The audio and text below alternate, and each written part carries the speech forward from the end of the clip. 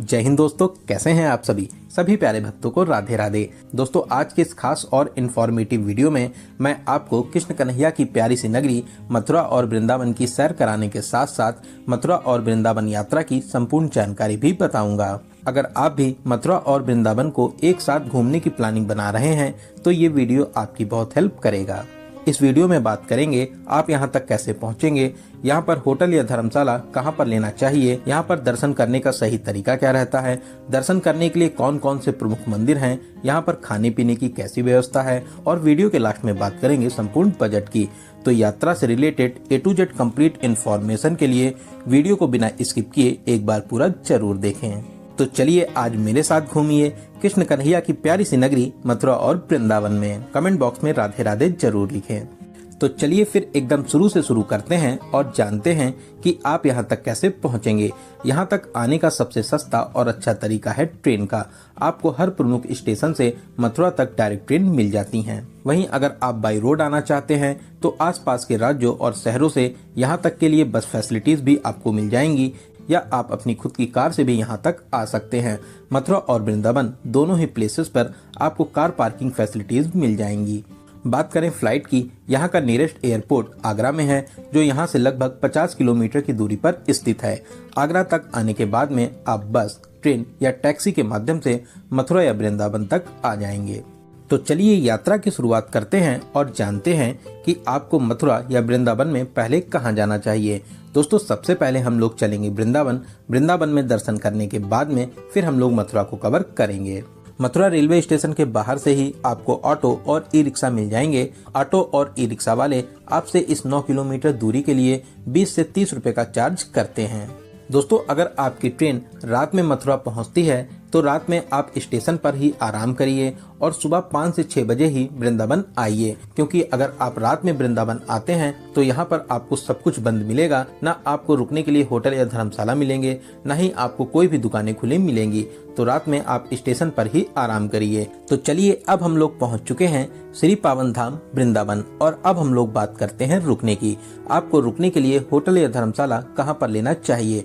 दोस्तों, आप श्री बांके बिहारी मंदिर साइड रुक सकते हैं, या आप चाहें तो प्रेम मंदिर साइड में होटल या धर्मशाला ले सकते हैं। दोनों ही साइड आपको बहुत से होटल और धर्मशाला मिल जाएंगे, लेकिन मैं आपको एडवाइस करूंगा कि आप बांके बिहारी मंदिर के 500 मीटर की रेंज में होटल या धर्मशाला ले लीजिए। यहाँ पर धर्मशाला के रेट 600 से स्टार्ट हो जाते हैं और वहीं होटल्स 800 से स्टार्ट हो जाते हैं। 1200 से 1500 की रेंज में आपको बहुत ही अच्छा सा होटल मिल जाएगा।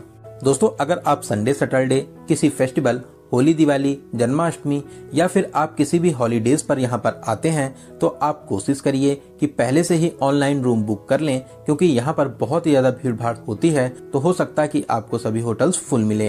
तो चलिए अब हम लोग बात करते हैं दर्शन की। दोस्तों, अगर आप सुबह 8 से 9 बजे तक वृंदावन आ जाते हैं तो सबसे पहले आप बांके बिहारी मंदिर साइड दर्शन कर लीजिए, और शाम को हम लोग प्रेम मंदिर साइड के सभी मंदिरों को कवर करेंगे, क्योंकि शाम को लाइट्स में इनकी खूबसूरती और भी ज्यादा बढ़ जाती है। दोस्तों, वृंदावन में सभी मंदिरों के खुलने और बंद होने की फिक्स टाइमिंग है। मंदिर सुबह 7:30 बजे खुलते हैं और लगभग 1 बजे बंद हो जाते हैं, और फिर शाम को 4 बजे खुलते हैं और रात में 8 बजे मंदिरों को बंद कर दिया जाता है। तो आपको यहाँ पर टाइमिंग का विशेष ध्यान देना रहता है।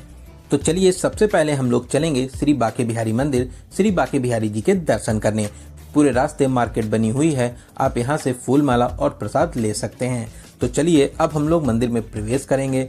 सामने ही आपको श्री बांके बिहारी जी के बहुत ही अद्भुत और प्यारे से दर्शन प्राप्त हो जाएंगे। श्री बांके बिहारी जी के दर्शन कर आपके नेत्र भर आएंगे। बांके बिहारी जी की बहुत ही प्यारी और मनमोहक छवि है, इसको देखकर आप दीवाने हो जाएंगे। दोस्तों, बहुत ही अद्भुत और अलौकिक दरबार है, आप यहाँ पर दर्शन करने जरूर आइए। श्री बांके बिहारी आपकी सभी मनोकामनाओं को जरूर पूरा करेंगे। तो यहाँ पर दर्शन करने के बाद में अब हम लोग चलेंगे वृंदावन के और प्रमुख मंदिरों में दर्शन करने।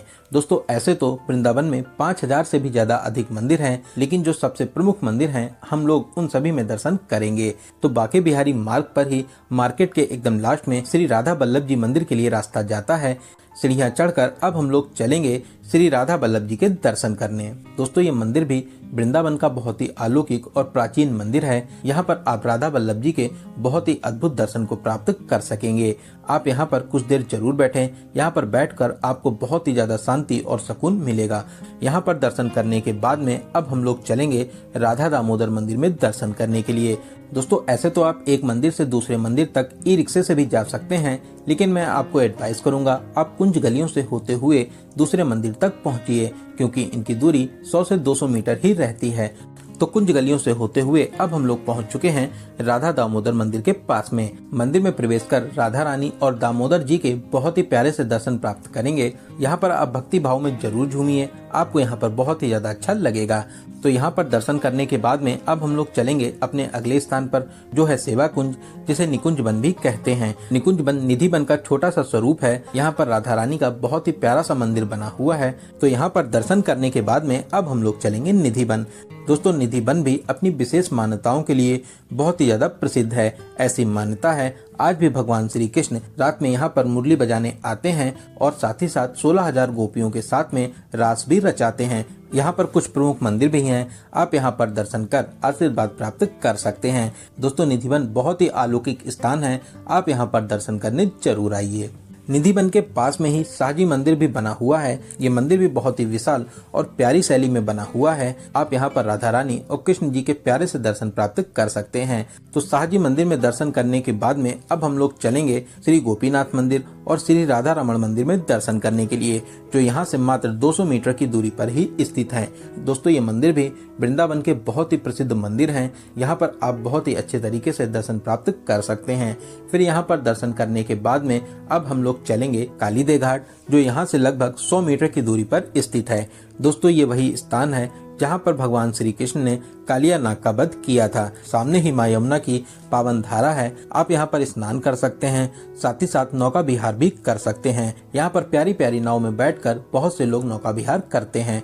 यहाँ पर कुछ समय बिताने के बाद में अब हम लोग चलेंगे मदन मोहन मंदिर में दर्शन करने के लिए, जो यहाँ से लगभग 1 किलोमीटर की दूरी पर स्थित है। ई रिक्शे में 20 रुपए का किराया देकर अब हम लोग पहुंच चुके हैं मदन मोहन मंदिर के पास में। इस मंदिर को टीले वाला मंदिर भी कहते हैं, क्योंकि ये मंदिर ऊपर टीले पर स्थापित है। दोस्तों बहुत ही प्राचीन और अलौकिक शैली में ये प्यारा सा मंदिर बना हुआ है। आप यहाँ पर मदन मोहन जी के प्यारे से दर्शन कर आशीर्वाद प्राप्त कर सकते हैं। दोस्तों बहुत ही अलौकिक स्थान है, आप अपने लिस्ट में इस मंदिर को जरूर शामिल करें। दोस्तों अगर आप सभी मंदिरों में थोड़ा थोड़ा टाइम देंगे तो आप बहुत ही आराम से 1 बजे तक सभी मंदिरों को कवर कर लेंगे। तो यहाँ पर दर्शन करने के बाद में अब हम लोग फिर से आ जाएंगे बांके बिहारी मार्ग पर। यहाँ पर खाने पीने के लिए बहुत ही फेमस दुकानें हैं। आप यहाँ पर वृंदावन की बहुत ही फेमस मुकेश की लस्सी को ट्राई कर सकते हैं। साथ ही साथ आप देसी घी में बनी टिक्की का भी मजा ले सकते हैं। आप अगर चाहें तो यहाँ पर खाना पीना भी कर सकते हैं। वृंदावन में खाने पीने की कोई भी कमी नहीं मिलेगी। तो यहाँ पर कुछ खाने पीने के बाद में अब हम लोग अपने होटल में आकर आराम करेंगे और 3:30 बजे से 4 बजे के बीच में हम लोग चलेंगे प्रेम मंदिर साइड के सभी मंदिरों में दर्शन करने के लिए। बांके बिहारी चौराहे से आपको ऑटो मिल जाएंगे। 30 से 40 रुपए का किराया देकर सबसे पहले हम लोग चलेंगे वैष्णो देवी धाम में माता रानी के दर्शन करने। दोस्तों बहुत ही प्यारा और विशाल मंदिर बना हुआ है। यहाँ पर माता रानी की विशाल प्रतिमा भी स्थापित है। यहाँ पर बहुत ही अच्छे तरीके से गुफाओं का स्वरूप दिया गया है। मंदिर को बहुत ही खूबसूरती से बनाया गया है। दोस्तों विशाल प्रतिमा के नीचे बहुत ही बड़ा सा हॉल बना हुआ है, जहाँ पर माता रानी का बहुत ही अद्भुत और प्यारा सा मंदिर भी स्थापित है। तो यहाँ पर दर्शन करने के बाद में अब हम लोग चलेंगे अपने अगले मंदिर प्रियकांतुजू मंदिर में दर्शन करने के लिए।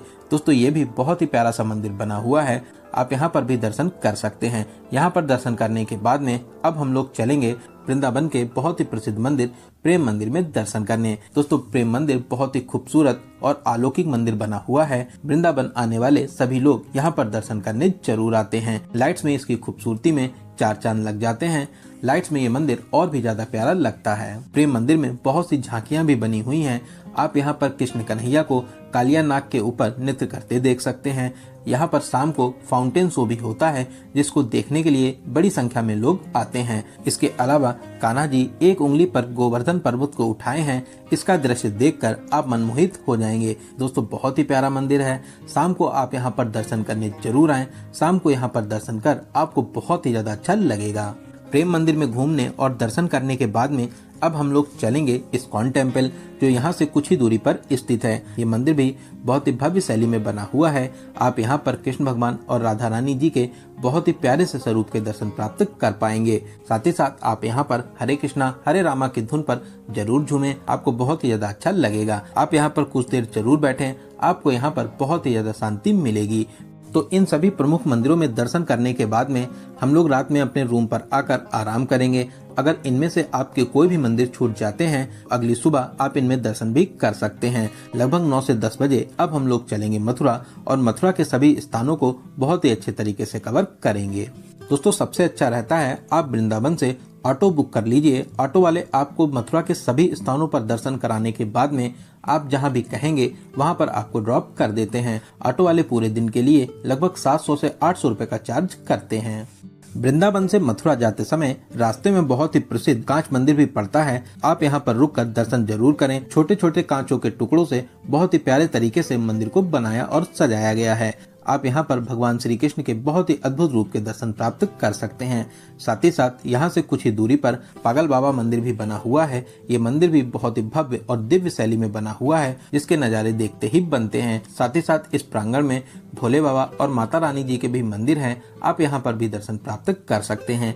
यहाँ पर आपको दर्शन कर बहुत ही ज्यादा अच्छा लगेगा। फिर यहाँ से मथुरा रोड पर ही 2 से 3 किलोमीटर दूरी पर बिरला मंदिर भी स्थापित है। बहुत ही भव्य शैली में प्यारा सा मंदिर बना हुआ है। साथ ही साथ आसपास के नज़ारे आपका दिल जीत लेंगे। मंदिर में प्रवेश कर आप भगवान जी के दर्शन करिए। साथ ही साथ आप यहाँ पर कुछ देर जरूर बैठें, आपको यहाँ पर बहुत ही ज्यादा शांति मिलेगी। तो यहाँ पर कुछ समय बिताने और दर्शन करने के बाद में अब हम लोग आ जाएंगे मथुरा सिटी में और अब हम लोग चलेंगे मथुरा के बहुत ही प्रसिद्ध मंदिर श्री द्वारिकाधीश मंदिर में दर्शन करने। दोस्तों, ये मंदिर बहुत ही भव्य दिव्य और अलौकिक स्थान है। यहाँ पर दर्शन करने से आपको नई ऊर्जाएं मिलती हैं। लाइन में लगकर द्वारिकाधीश जी के बहुत ही अद्भुत रूप के दर्शन करेंगे। जिस तरह से मंदिर बहुत ही प्यारे प्यारे रंगों से बना हुआ है, भगवान श्री कृष्ण आपके जीवन को भी खुशियों के रंगों से जरूर भरेंगे। दोस्तों, बहुत ही अलौकिक स्थान है। आपको यहाँ पर दर्शन कर बहुत ही ज्यादा शांति मिलेगी। तो यहाँ पर दर्शन करने के बाद में अब हम लोग चलेंगे विश्राम घाट। मंदिर के सामने से ही विश्राम घाट के लिए रास्ता जाता है। दोस्तों, ऐसी मान्यता है कंस का वध करने के बाद में भगवान श्री कृष्ण यहीं पर विश्राम करने आए थे, तभी यमुना नदी के किनारे बने इस घाट का नाम विश्राम घाट है। दोस्तों, ये बहुत ही प्राचीन और विशेष मान्यताओं वाला घाट है। यहाँ पर बहुत से मंदिर भी बने हुए हैं। आप यहाँ पर दर्शन कर सकते हैं। साथ ही साथ घाट के किनारे अगर आप कुछ पूजा पाठ कराना चाहते हैं तो आप यहाँ पर पूजा पाठ भी करा सकते हैं। आप अगर चाहें तो यहाँ पर आप माँ यमुना के पावन जल में नौका विहार भी कर सकते हैं। नाव वाले आपसे 200 से 300 रुपए का चार्ज करते हैं। साथ ही साथ आपको विश्राम घाट और यहाँ से जुड़ी सभी मान्यताओं और कहानियों को भी बताते हैं। आपको नौका विहार कर बहुत ही ज्यादा अच्छा लगेगा। इसके अलावा यहाँ से कुछ ही दूरी पर कंस टीला भी स्थित है। आप यहाँ पर भी जा सकते हैं। लगभग 150 सीढ़ियाँ चढ़कर आप ऊपर टीले पर आ जाएंगे। यहाँ पर मंदिर भी बना हुआ है जहाँ पर आप दर्शन कर सकते हैं। इस किले से आपको यमुना नदी और पूरे ही मथुरा के बहुत ही प्यारे से दर्शन मिलेंगे। तो आप अगर चाहें तो यहाँ पर भी घूमने आ सकते हैं। तो इन सभी स्थानों पर घूमने और दर्शन करने के बाद में अब हम लोग चलेंगे मथुरा के सबसे प्रमुख स्थान श्री कृष्ण जन्मभूमि, जहाँ पर जगत के पालनहार भगवान श्री कृष्ण जी का जन्म हुआ था। दोस्तों, ऐसे तो आप यहाँ पर दिन में भी दर्शन करने आ सकते हैं, लेकिन मैं आपको एडवाइस करूंगा कि आप यहाँ पर शाम को दर्शन करने आइए। ऐसे तो ये मंदिर बहुत ही खूबसूरत बना हुआ है, लेकिन लाइट्स में इसकी खूबसूरती में 4 चांद लग जाते हैं। दोस्तों, मंदिर परिसर के अंदर मोबाइल फोन, बैग, जूता चप्पल और कोई भी इलेक्ट्रॉनिक सामान ले जाना मना है। यहाँ पर लॉकर्स बने हुए हैं जहाँ पर आप अपना सारा सामान जमा करने के बाद में रसीद प्राप्त कर सकते हैं। लॉकर में सारा सामान जमा करने के बाद में मुख्य द्वार से प्रवेश कर आप अंदर आ जाएंगे। दोस्तों, बहुत ही दिव्य और भव्य प्रांगण बना हुआ है। आपको ऐसा लगेगा कि आप सच में स्वर्ग में आ गए हैं। यहाँ पर 7 से 8 छोटे बड़े मंदिर बने हुए हैं। आप यहाँ पर दर्शन करते हुए आगे बढ़ते रहें। और अब हम लोग आ जाएंगे जहाँ पर भगवान श्री कृष्ण जी का जन्म हुआ था। कारागार के स्वरूप में आज भी ये प्यारा सा मंदिर बना हुआ है। दोस्तों यहाँ पर दर्शन कर खुशी से आपके नेत्र भर आएंगे। यहाँ पर दर्शन करने के बाद में फिर हम लोग और ऊपर आकर मुख्य मंदिर में प्रवेश करेंगे। दोस्तों यहाँ पर कृष्ण भगवान और राधा रानी जी की बहुत ही विशाल छवि स्थापित है। आप यहाँ पर भगवान जी के दर्शन करें, साथ ही साथ कुछ समय आप यहाँ पर जरूर बैठिए। आपको यहाँ पर दर्शन कर बहुत ही ज्यादा अच्छा लगेगा। तो इस प्यारे से मंदिर में दर्शन करने के बाद में अब हम लोग बाहर आकर लॉकर से अपना सारा सामान ले लेंगे। तो इन सभी स्थानों को कवर करने के बाद में आप अगर चाहें रात वाली ट्रेन से अपने घर के लिए वापसी भी कर सकते हैं। वहीं आप अगर यहाँ पर रुकना चाहते हैं तो मंदिर के सामने ही आपको बहुत से धर्मशाला और होटल मिल जाएंगे, आप यहाँ पर स्टे भी कर सकते हैं। तो चलिए दोस्तों, अब हम लोग बात करते हैं यहाँ पर आने का सबसे अच्छा समय कौन सा रहता है और आपको कितने दिनों का टूर प्लान बनाना चाहिए।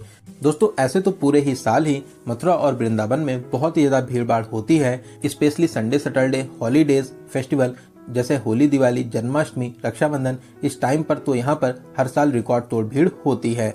वहीं अगर आप कम भीड़ भाड़ में दर्शन करना चाहते हैं तो आप इस टाइम को अवॉइड कर सकते हैं। तो चलिए अब हम लोग बात करते हैं सबसे जरूरी क्वेश्चन बजट की। दोस्तों मैं मान के चलता हूं कि आप कम से कम 2 या 3 लोग तो यहाँ पर दर्शन करने आएंगे ही आएंगे, क्योंकि 2 या 3 लोगों में आपका बजट बहुत ही अच्छे तरीके से डिवाइड हो जाता है। तो अगर आप 2 डेज और 1 नाइट का प्लान करते हैं तो आप मान के चलिए कि 2000 से 2500 प्लस ट्रेन टिकट पर पर्सन के बजट में बहुत ही अच्छे तरीके से इन दोनों प्लेसेस को कवर कर लेंगे। वहीं दोस्तों अगर आपके पास में बजट की कोई भी प्रॉब्लम नहीं है तो आप यहाँ पर बहुत ही VIP होटल ले सकते हैं। साथ ही साथ आप टैक्सी के माध्यम से पूरे ही यात्रा को कवर कर सकते हैं। तो दोस्तों यहाँ पर मैंने आपको मथुरा और वृंदावन की हर एक छोटी बड़ी जानकारी को बहुत ही अच्छे और सही तरीके से बताने की पूरी कोशिश की है। अगर आपके फिर भी कोई क्वेश्चन रह जाते हैं तो आप हमें कमेंट के माध्यम से पूछ सकते हैं। बहुत ही जल्दी आपके कमेंट का रिप्लाई दिया जाएगा। दोस्तों आप इस वीडियो को कहां से देख रहे हैं और आपको ये वीडियो कैसा लगा कमेंट बॉक्स में जरूर बताइएगा। अगर आपको ये वीडियो अच्छा लगा हो तो अपने एक लाइक से हमें मोटिवेट जरूर करें, साथ ही साथ अपने सभी फ्रेंड्स और रिलेटिव में जरूर से जरूर शेयर करें। और दोस्तों अगर अभी तक आप अपने चैनल यात्रा मित्र से नहीं जुड़े हैं तो प्लीज चैनल को सब्सक्राइब कर हमसे जुड़ जाइए। साथ ही साथ बेल आइकन प्रेस करने के बाद में ऑल नोटिफिकेशन को जरूर क्लिक करें, जिससे भविष्य में आने वाले वीडियो आपको आसानी से मिल सकें। तो चलिए दोस्तों अब मिलते हैं किसी ऐसे ही इन्फॉर्मेटिव वीडियो में। तब तक आप अपना और अपने परिवार का बहुत ज्यादा ख्याल रखें। आपकी यात्रा सफल, सुगम और मंगलमय हो। जय हिंद, जय भारत।